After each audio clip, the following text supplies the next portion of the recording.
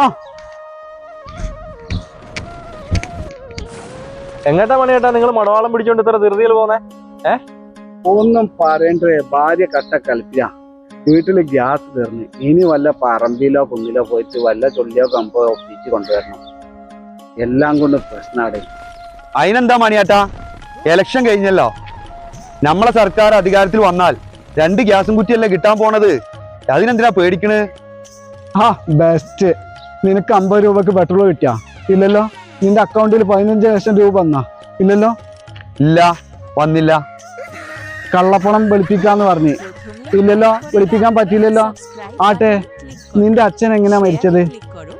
അത് പിന്നെ നോട്ട് നിരോധിച്ച സമയത്ത് ATM കൗണ്ടറിൽ ക്യൂ നിന്നിട്ട് കുഴഞ്ഞു വീണ് മരിച്ച്. ആണല്ലോ.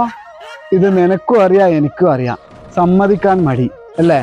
ആരോട് പറയാ, എന്തോന്ന് പറയാൻ, ആര് കേൾക്കാൻ അല്ലേ?